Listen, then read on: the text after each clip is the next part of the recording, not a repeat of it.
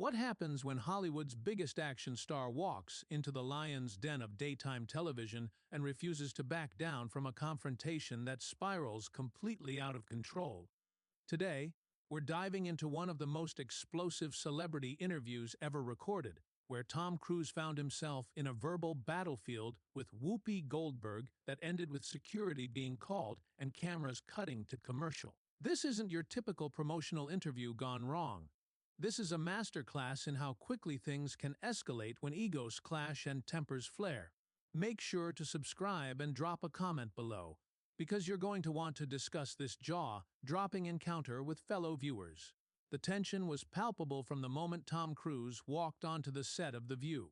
What was supposed to be a routine promotional appearance for his latest action blockbuster quickly transformed into something far more sinister. The atmosphere felt different that morning, charged with an undercurrent of hostility the studio audience could sense but couldn't quite pinpoint. Well, look who decided to grace us with his presence. Whoopi Goldberg announced as Tom made his entrance, her tone dripping with sarcasm that immediately caught everyone off guard.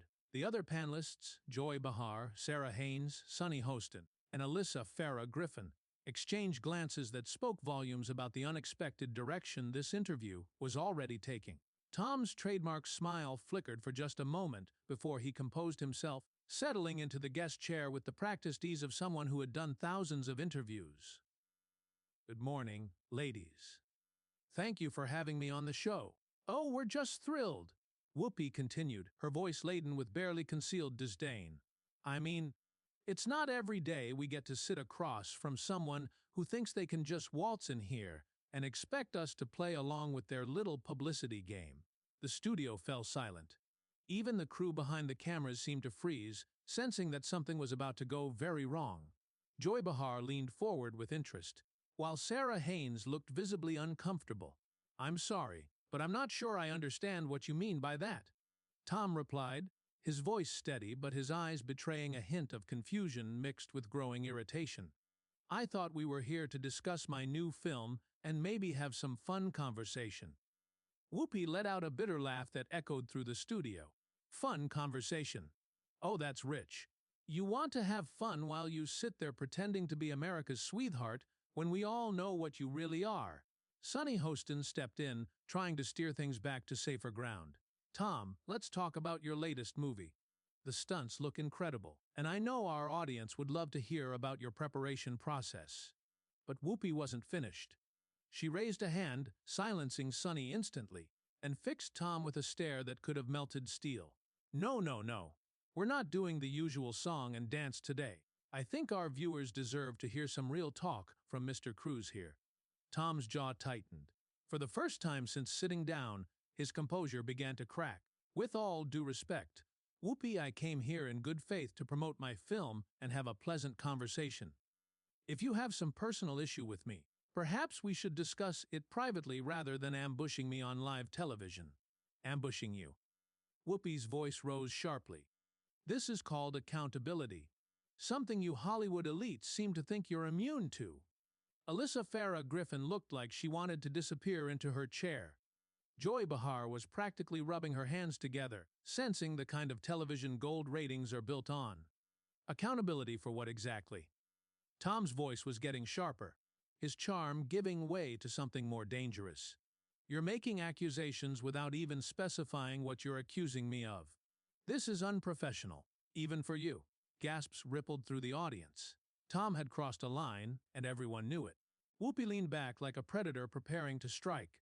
"My standards. Let me tell you something about standards, Mr. Top Gun.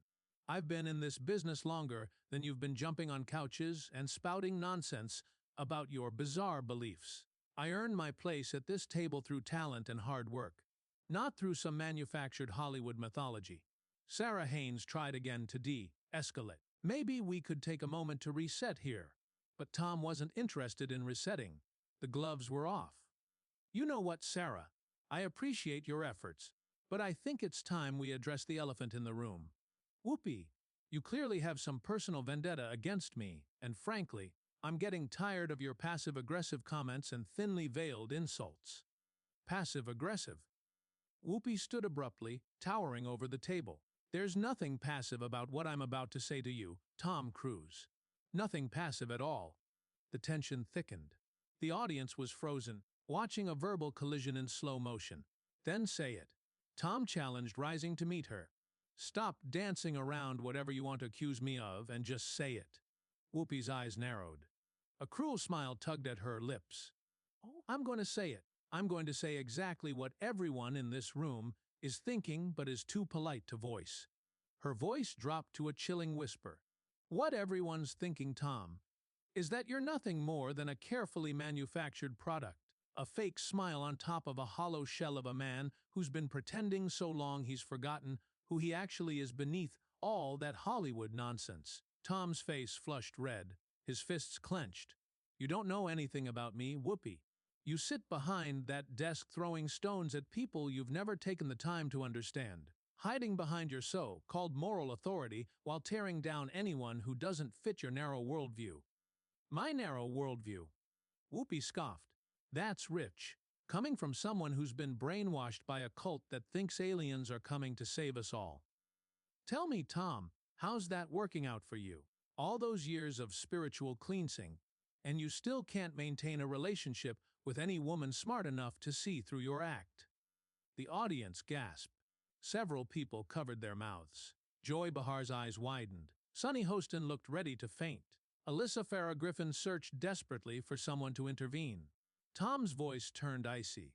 You want to go there, really? Because if we're talking about personal lives and failed relationships, I think the audience might be interested to hear about your track record of burning bridges with anyone who dares disagree with you. Don't you dare! Whoopi snarled. Don't you dare try to turn this around on me. Sarah Haynes finally stood. Ladies, please. This is getting out of hand. We are on live television. But neither of them was listening. They were locked in a death spiral, each determined to land the fatal blow. Tom's voice rose. You're a bitter, angry woman who can't stand the fact that some people have found happiness and success without tearing others down to feel better about themselves. Happiness. Whoopi laughed, genuinely amused. You call that happiness? Jumping from wife to wife like you're collecting trophies, alienating your own children, living in a fantasy world where you're the hero of your own action movie instead of dealing with reality. Joy Behar, who had started out gleeful, now looked genuinely concerned. This wasn't entertainment anymore. This was destruction. At least I don't spend my days sitting at a table with women I can't stand. Tom shot back, pretending to be their friend while secretly resenting every breath they take. How does it feel to know everyone around you is walking on eggshells because they know you'll destroy them the moment they step out of line? The accusation hung in the air like poison. Whoopi's voice trembled with rage. These women are my friends, my colleagues, my family.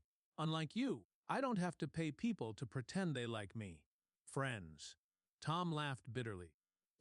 Is that what you call it when you bulldoze over them every time they try to express an opinion you don't agree with?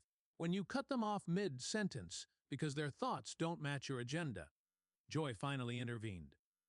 Tom, you should probably stop talking now. This isn't going to end well for anyone.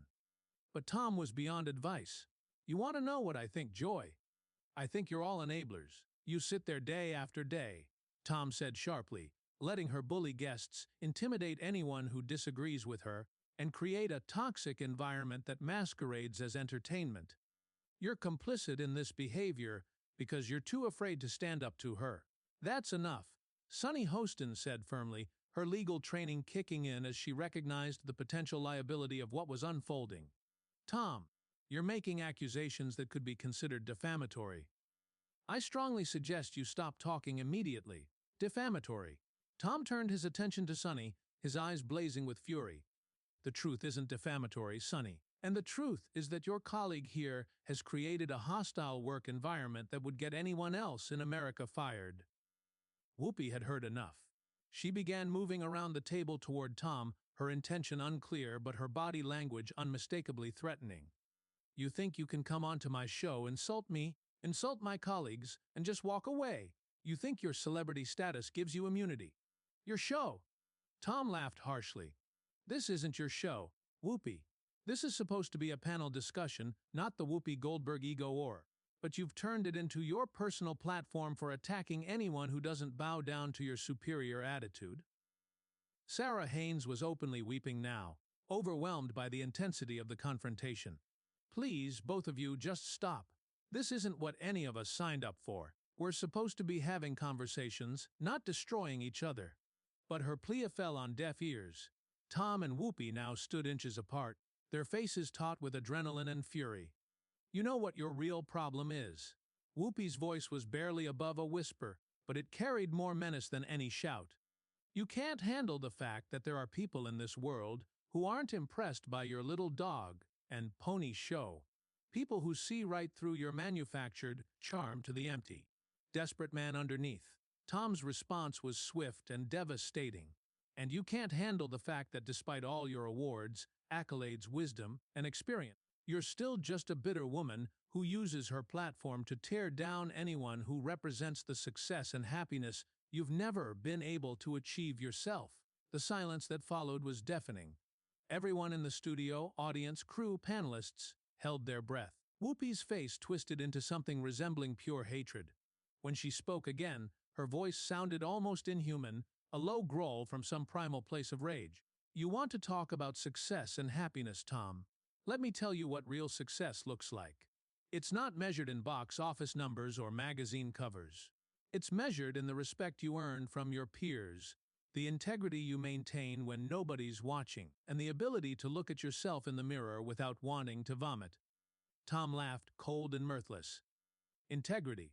From someone who just spent 10 minutes launching personal attacks on a guest. From someone who turned a professional interview into a public execution. You wouldn't know integrity if it slapped you in the face. Ladies and gentlemen. Joy Behar tried to interject, her voice shaking. I think we need to take a commercial break and regroup. But Whoopi waved her off without looking away from Tom. No commercial break, Joy. I'm not finished with Mr. Hollywood. Tom stood his ground. You see, Tom, Whoopi continued. The difference between you and me is that I've never pretended to be anything other than what I am. I don't hide behind a PR team or a carefully crafted image. When I have something to say, I say it. What you are, Tom replied, his voice dripping with contempt, is a bully who's gotten away with this behavior for so long you actually believe you're justified. You think your pain gives you the right to inflict pain on others. But all it really does is expose how small and petty you are. Alyssa Farah Griffin was frantically waving at the cameras, trying to get the director's attention to cut the feed. But the producers, recognizing the ratings gold they were witnessing, kept the cameras rolling. Small and petty, Whoopi shrieked. I've been fighting for causes that matter since before you were even a household name. I've used my platform to speak truth to power, give voice to the voiceless, stand up for people who can't stand up for themselves. What have you done besides make movies where you pretend to be a hero? I've entertained millions. Tom shot back. Given them escape, joy, hope.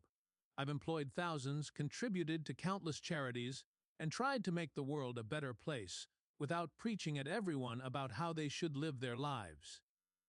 Sunny Hostin had reached her breaking point. She stood, arms outstretched like a referee. This has to stop right now. Both of you need to step back and remember where you are and who you're representing. But Tom wasn't finished. You know what really bothers me about you, Whoopi? It's not your opinions. It's the environment you've created, where disagreement is treated as a personal attack, where having different beliefs makes you an enemy, where your colleagues are afraid to speak their minds because you'll turn on them the moment they step out of line. That's not true, Sarah said weakly, but her voice lacked conviction, and everyone noticed. Isn't it? Tom demanded. He looked at each panelist in turn. Sarah, when was the last time you felt comfortable expressing an opinion you knew Whoopi would disagree with? Sunny, how many times have you stopped mid-sentence to avoid triggering one of her lectures? Joy, you've been walking on eggshells around her for years, and we all know it. The panelists exchanged glances, silent, telling, damning. Don't you dare try to turn my colleagues against me. Whoopi snarled. These women know exactly who I am. They know I fight for what's right. What's right according to you? Tom retorted. You've made yourself judge and jury of everyone else's beliefs and choices. You sit here like some moral authority, but you're nothing more than a playground bully who never grew up. Security began moving toward the set, alerted that the situation was spiraling out of control. But before they reached them, Whoopi made one last attempt to reclaim control. You know what, Tom? You're right about one thing. I don't pretend, I don't hide, and maybe that makes me a bully in your eyes. But at least I'm an honest one. Tom didn't hesitate. The only thing you're honest about, Whoopi, is your inability to control your emotions. You've just shown millions of viewers exactly who you are, a bitter, angry woman who can't stand the fact that not everyone revolves around your brand of righteousness. That's it! Whoopi screamed. Get him out of here! Off my set, now. Security rushed forward, but Tom was already standing, straightening his jacket with measured calm. Don't worry, he said evenly. I'm leaving. Not because you're throwing me out, but because I have better things to do than waste my time with someone who's forgotten what basic human decency looks like. He walked toward the exit, escorted but not touched. At the edge of the set, he turned back to the cameras. To everyone watching at home, remember this: when you stand up to a bully, they try to make you the villain for refusing to be their victim. But sometimes standing up is the only choice you have left. With that, Tom Cruise walked off the set of The View, leaving behind a stunned studio and an audience that would be talking about this explosive confrontation for years. Whoopi stood at the table, breathing heavily, her face flushed with anger and embarrassment. Her colleagues sat in stunned silence, trying to process what they'd just witnessed. The cameras finally cut to commercial, but the damage was done. Who do you think was right in this argument? Comment below.